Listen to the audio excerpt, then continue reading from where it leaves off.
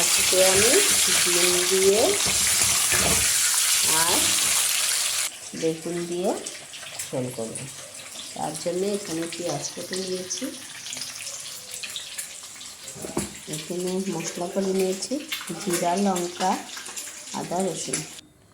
কড়াইতে তেল দিয়ে দিলাম শুকনো লঙ্কা, দিয়ে দিলাম গোটা জিরা, দিয়ে দিলাম পেঁয়াজ। পেঁয়াজগুলো এইভাবে কেটে নিয়েছি, এইভাবে কাটলে খেতে ভালো লাগে। লবণ দিয়ে দিলাম, হলুদ গুঁড়ো দিয়ে দিলাম, পেস্ট করে রাখা মশলা।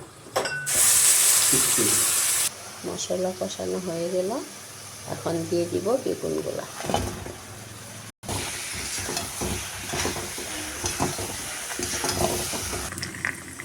এখানে পোচ বানাচ্ছি, ডিমের ঝোলে দিয়ে দিব। তার জন্য নুন দেওয়া হলো আর অল্প অল্প গোলমরিচের গুঁড়ো।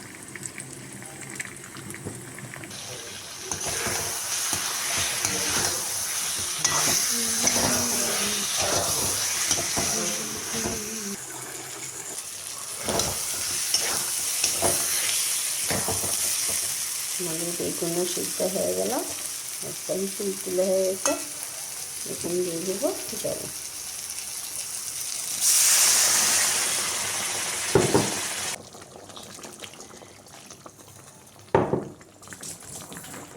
দিয়ে দিলাম ডিমের পোচগুলো আর ডিমগুলো।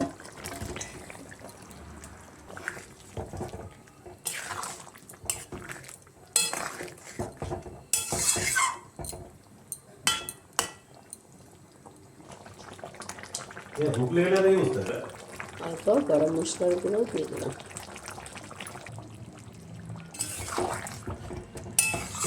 হয়ে গেল আমাদের ডিম দিয়ে বেগুন দিয়ে ঝোল।